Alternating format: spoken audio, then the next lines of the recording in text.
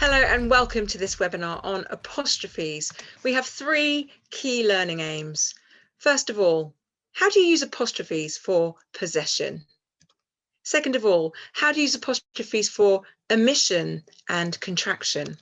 And third of all, how do you avoid apostrophe-itis? So the first thing to talk about is apostrophes for possession. This is the harder part of using apostrophes. Apostrophes show what belongs to whom, and we do that by using an apostrophe S. So for example, the butcher's shop I told you about. So the shop belongs to the butcher, and therefore we have the apostrophe S. Mrs. Taylor's children want to come with us. The children are Mrs. Taylor's, so we have an apostrophe S for Mrs. Taylor. Michael's house is close by. The house is Michael's, so we had an apostrophe S. And the neighbour's cat is up the tree again. The cat belongs to the neighbour, and therefore we have an apostrophe S. However, when we have something that belongs to more than one person, or a plural, the apostrophe comes after the S. So for example, the boy's ball. That ball belongs just to one boy, so we have an apostrophe S, but it's the boy's ball belonging to all of them, both of them, maybe they're twins. The apostrophe comes after the S to show that it's more than one person that it belongs to. The cat's dish, that's the dish for the cat, but the cat's dish is for many cats. The apostrophe comes after the S because there are many cats, they're plural. And the dog's dinner, that poor cat looks like it is going to be the dog's dinner. It's more than one dog, so the apostrophe comes after the S. However, to confuse matters even more, some things that are more than one don't have an S on. So remember, some plurals do not have an S. So for example, women is plural, more than one woman. So we would say the women's toilet, apostrophe S, even though it's plural. Men is plural, it doesn't have an S. So we would say the men's cloakroom, even though it's plural. And children, it's plural, they're more than one child, but it doesn't have an S. So the playground for the children would be the children's playground. You also need to note that possessive pronouns don't need an apostrophe because they're already showing whose it is. Hers, that umbrella is hers.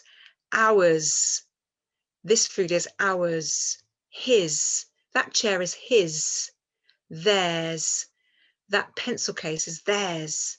Its, that bone is its bone. So those possessive pronouns do not need an apostrophe. Okay, here are a few more examples just to clarify who needs an apostrophe and what needs an apostrophe. So number one, Mr. Jones's hat looks oddly familiar. Jones already has an S, so we put the apostrophe after. James's hockey team were top of the league. James already has an S, we put the apostrophe after. The girls' coats were filthy. There are lots of girls, we put the apostrophe after. The band song was a hit. Although it's a plural, band doesn't end with an S, so it's apostrophe S. And then perhaps the most controversial one, the princess's crown had disappeared. It already has an S. In fact, it has two S's, so we don't need an extra S. We would just put the apostrophe after the last S. Right, let's talk about contraction and omission. This is when we remove letters and therefore we need to put an apostrophe to show that we've replaced the letter. We shorten or contract the words, and there are many examples in English. Aren't is are not, I'm, I am, that's, that is, I've, I have, just for a few examples. We have to note that usually informal English takes contractions, let's. So if we were writing for a formal context or speaking in a formal context, we would have let us rather than let's. So here are some examples of a radio DJ. Hello, listeners. I've just had a few requests for Oasis's new album. They've been on tour and the song is called It's All Hers. So you can see that we've got apostrophes to show possession as well as contraction. Finally, let's very briefly talk about apostrophe catastrophe. Some students develop apostrophe-itis, that's what I call it, and they use apostrophes everywhere. So how do we avoid that? Well, don't use apostrophe just for any plurals. Lots of books, don't put an apostrophe there. Lots of CDs, no.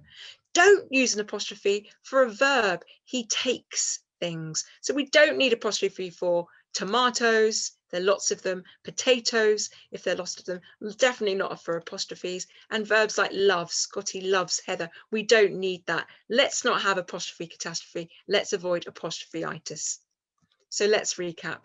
How do we use apostrophe for possession? Apostrophe S, unless it already has an S to show that it belongs to something. Something belongs to someone. How do you use apostrophes for omission? We have to replace the apostrophe with the missing words. I've, I'm, I'd. And how do we avoid apostrophe-itis?